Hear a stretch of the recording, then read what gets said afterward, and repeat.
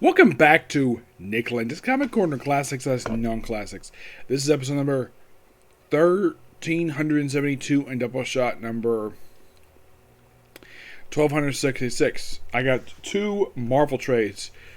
Well, the first one is basically a side series to a main one. The other one is a mini series that actually launches an ongoing series, believe it or not. First up it is Amazing SpiderMan, Last Remains Companion. This collects issues, Amazing SpiderMan, issues 50.LR to 54.LR. Yep, these are the companion stories to the main book. They're mostly tie-ins, and mostly they kind of, in a way, fill in the gap exactly what was going on with the other characters of the Spider-Man family. Well, the Order of the Web, what they were up to during this whole event, along with the Black Cat. Yes, the Black Cat's in here. And, of course, basically, in a way, it's mostly focused on them a lot of the time. The Order of the Web basically went nuts and apparently attacked New Warriors. Yeah, by the way, the news Threats and Menaces, the media news publication, they actually started just prior to this, refers to these as Spider-Man imposters or impersonators. Really? Do they not know who freaking Spider-Woman is? I mean, she's been active as long as Spider-Man. But yeah, the members are basically Miles Morales Spider, which people don't know he's Miles Morales, but basically another Spider-Man. Ghost Spider, Spider-Girl, and Spider-Woman, along with Madam Web. Madam Web is not basically not. It's something of the kindred it's them. But it's not focused on them per se, despite the fact you see on the cover. It's mostly a team-up story of Doctor Strange and the Black Cat. Yep. Yeah, that's something interesting about that. Now, fun fact about this particular trade. It's not the first trade to do a companion to collect stuff that basically Nick Spencer wrote that was collected in different trade related to Amazing Spider-Man. The last time he did this was with Spider-Man 2099, where that was a series of one-shots that kind of in a way followed up with what happened. It basically the way it got rid of the 29 universe, the new one that Peter David established at the end of his run for Spider-Man 29 Volume 3. In the case of the Point Whatevers, not the first time that the Amazing Spider-Man series had done this. This is the fourth time it did this. You were thinking, fourth time? What was the first time? Well, that was the Graveyard Shift. Yeah, that was the storyline that by Jerry Conway, where featured Return of the Wrath. Yep. Where she returned first time since before Spider Island. And then after that, we had, of course, Learning to Crawl, which was Amazing Spider-Man 1.1 to 1.5.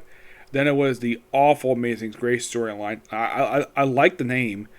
The storyline is basically filled with very terrible artwork and didn't feel necessary to exist. Why?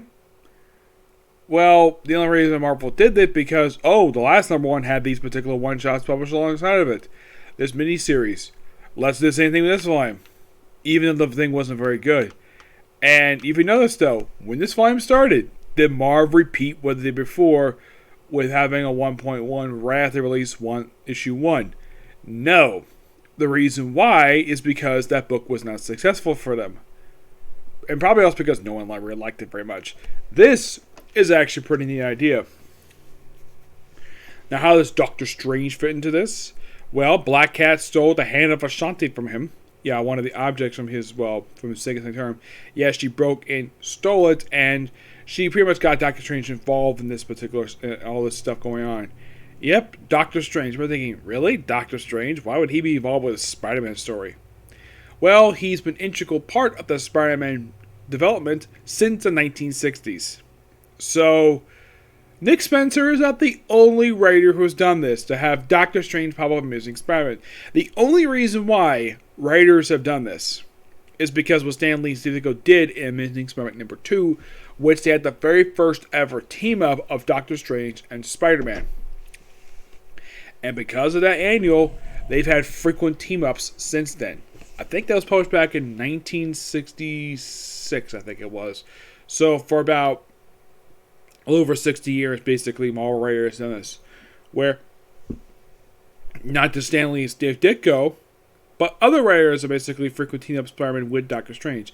As a matter of fact, Doctor Strange, post One More Day, is responsible for basically Spider-Man's identity to become a secret again. Yep. Though there is a good number of people who do know his identity. Like a good 30 people. The most recent person to know this was Black Cat. Yep, Black Cat and J. Jonah Jameson. Black Cat, not the first time she knew about Peter Parker's identity being Spider-Man. Jameson, that was something Zardesky did. Yep. And of course, they would get free from the control. And of course, there's some stuff here with Norman Osborn. It mostly leads into the finale of the action event itself. That's where it leads to. I gotta say, really good companion stories. Yep, give this book roughly a 9.5 out of 10. And here's a strange thing though. Nick Spencer doesn't write this by himself probably because he's busy writing the main book.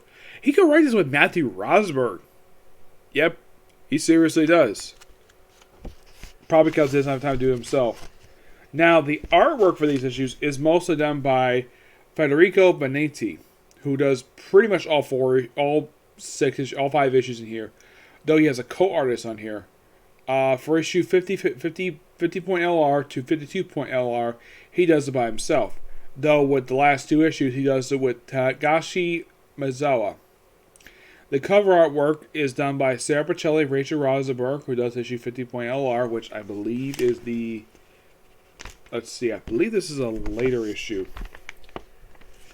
Yeah, this is Sarah Pacelli's artwork right here. Let's see. The people who do this artwork here, it's not Sarah Pacelli. I think it's Mario Barrera and David Cornell. Let's see if I can find here. Oh yeah, also Mary Jane pops up in here. Yeah, it's just teasing stuff for later. The back cover art is issue 50.2. Also, almost forgot to mention this. Moreland is here. Yes, Moreland. The guy who last appeared in Spider-Gaiden. He's here. And he gets taken out by the frickin' city here. Yep. So, I guess that's a good name for Last Remains. Get rid of a villain that nobody likes. I mean, I can't think of anybody who's a fan of Moreland. Seriously, I can't think of anybody. I mean, prior to the stuff leading to Spider-Verse, Spider-Man only counted him twice. And he also popped up an issue of Black Panther, of all places. His return here is quite strange. Like, oh, you pay back Moreland and then you kill him off. Yep, you kill off Moreland. Thank you, Nick Spencer and Matthew Rosberg, killing off a very unpopular villain. I mean, no one cares about Moreland. No one's cared about him for years. I mean, all he is a vampire. Which they later retcon he's from a different universe. That was Dan Sly who did that. But JMS is the one who created this character. Yep, JMS. J. Michael Straczynski. The creator of Babylon 5. The guy who did the very controversial Superman book. Well, when he was grounded. Who also did books like Wonder Woman Odyssey. Superman Earth 1. He also wrote for Thor, which I thought was quite interesting. It was basically just a revive of the character. The guy himself was a good writer. But, man, Moreland was not the interesting villain at all. It was during a period of time where he decided to retcon Spider-Man's powers be magical-based instead of scientific-based. Which nobody cared for from what I heard. I didn't have much reaction at the time when I jump-started reading Spider-Man comics back in 2004. But now, I can get the reason why people didn't like his run very much. Because magic, really? He got bit by a radioactive spider. Moreland himself is just here just so Nick Spencer can kill him off, which thank you Nick Spencer for doing that. I give this book roughly 9.5 out of 10. It's a good story, and thank you for killing off. I mainly give basically 9 for the good story, and the extra point for kill off Moreland, because no one cares about Moreland. Nobody.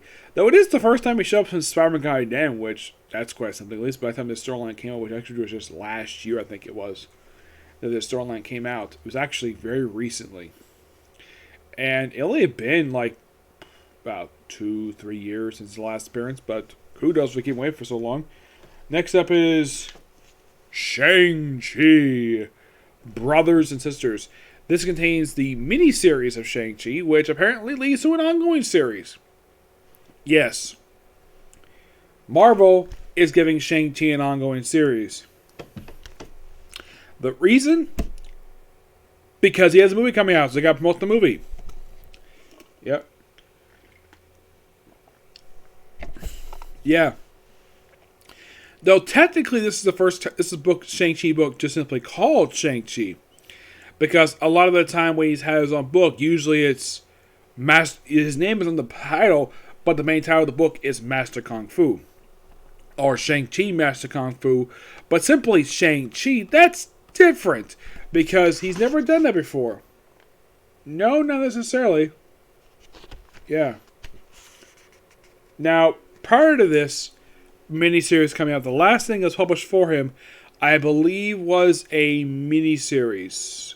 And there was that Master Kung Fu 126 done by CM Punk. Yeah, that was the most recent thing Marvel did with him. And yes, as you can tell by the cover, this is a new costume that he basically sports. In this miniseries, he discovers he's got a sister. Yep. Oh, the neat thing about Shang-Chi, originally, back in his debut appearance, and this is quite something, originally his father was going to be Fu Manchu. But, due to legal issues, for a long time, they couldn't call him Fu Man. They couldn't. Here's the strange thing about Shang-Chi, is that Marvel collects some of these issues for his own series, per se, but actually have one, though they did have one with this, collecting his classic book. The problem is, Marvel doesn't own the rights to Fu Manchu anymore, so they kind of retconned it later on. I think Brubaker did this, where he retconned it where the Shang-Chi's role was not technically Fu Manchu, was a different guy, and Fu Manchu was an alias. Yep, just an alias. He wasn't really Fu Manchu. Yeah, that was a retcon to get around the stupid legal issues around the character. And now Shang-Chi's got an ongoing series. First one since the 1980s, because mostly, when you think of the guy, he mostly pops up in cameos, had a couple miniseries, but he's going to get a new one soon. Start really soon. This is done by Gene Luen Wang. You're probably thinking, that name sounds so familiar. Is it the same guy who wrote New Superman? Yes, it is. Same guy.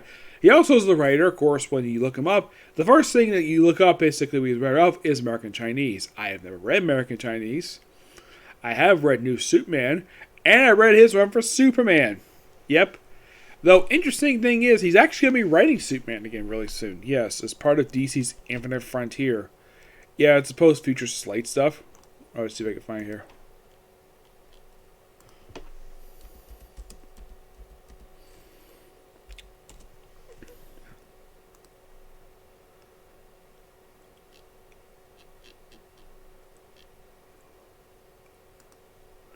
Because I remember seeing him on the actual, one of the books. Oh, yeah, he's writing,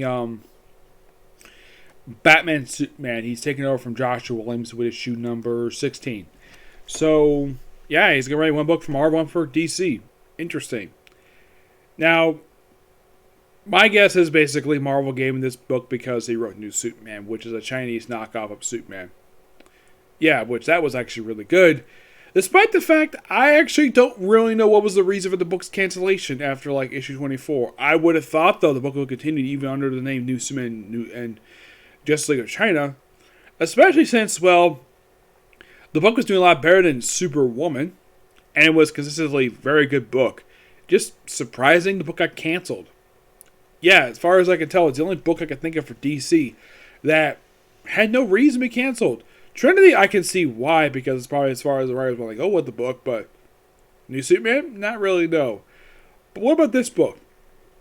Well, the big thing with this book is Shang-Chi's got a sister. And it seems as though the way they write this miniseries is that it's similar to the way they wrote Iron Fist. Well, the Immortal Iron Fist series, where there was more than one city of heaven,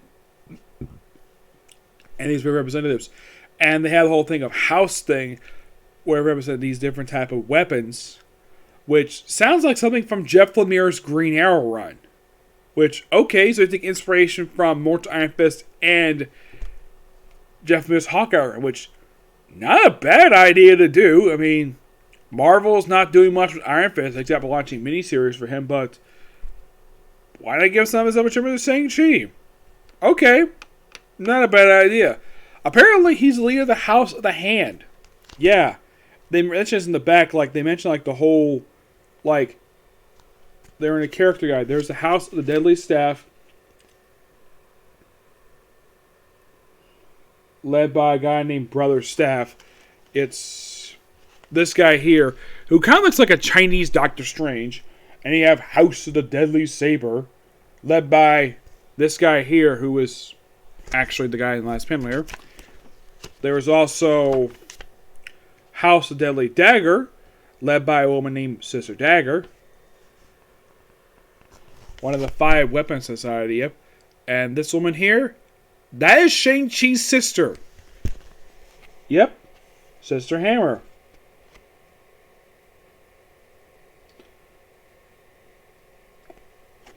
And it's presumed that Shang-Chi is the head of the House of Hand, so he's referred to as Brother Hand. Interesting. I mean, I like that new concept for Shang-Chi. I mean, it's the first time Marvel has anything new with the character in years. So, my only guess is the reason why they want to give some new stuff to Shang-Chi, because of this movie. Shang-Chi and the Rings of the Mandarin. Yeah. And it's a fun, great action-packed series. And with the exception of Shang-Chi himself, it's basically a boatload of new characters. Yeah, Shang-Chi is the only recognizable face you see here, because everybody else is brand spanking new. We also see first appearance of his uncle. Yes, his uncle. Also, at one point, he gets wounded and temporarily turned to a zombie. Oh, and this is another book set in London, because Shang-Chi apparently is, even though he's Chinese, he's also a citizen of the United Kingdom. Yeah, he's also a member of MI13. That's what he was part of. But apparently he wanted to give it up for some reason. I'm not really sure why. But this miniseries is so fun. And can't wait to try out the extra ongoing series. Yep. This book roughly a 9.5 out of 10. It's really good. Artwork is done by Deke Ruin, who, really good choice. The cover art is done by somebody else. Yes, it's done by Jim Chung. And Lee Moore does issue number 1. Which, by the way, issue 1 is actually the cover for the trade. The rest, we have Philip Tan and J. David Ramos, issue 2 through 3. Bernard Chang is issue 4. And, of course, Sebastian Chang does it with Marcos 2 with issue 5. Yeah, a bunch of dragons in here. This is really good artwork. I love this artwork. I hope, though, that when they launch the ongoing series, I mean, as far as I can tell, Gene Lung Wang is retained as the writer. I hope they keep the artists because his artwork is really, really good. I hope so, and I hope they keep the cover. I hope they keep the original cover artist who did this cover art because this is really good. Or you can use that as the interior artwork. That's actually really good as well. Yep. But yeah, that's it for particular review. Next review is going to be our review for Eden Zero. And oh yeah, in case you're curious, still like, why in the world the last couple minutes look like maybe there's no sound? Because my volume thing here just went black for some reason. I'm not sure what it was, but it's fine now. And after that, we're also having My Hero Academia, because I'm watching that because I have it saved my PS4. Basically, because we'll watch that next before I watch One Piece. And One Piece, and then Boruto, and then actually before I get to Boruto, be Yoshino Princess Half Team because that's also Funimation, and then of course Boruto. The reason why I did it because these 3 series basically have My Hero Academia, One Piece, and Yoshino Princess Half Demon. They're on Funimation, so watch them all on Funimation, and then basically switch over to Crunchyroll. This is something going back and forth between 2 apps. It'd be kind of crazy to do that. But see you next video. Bye.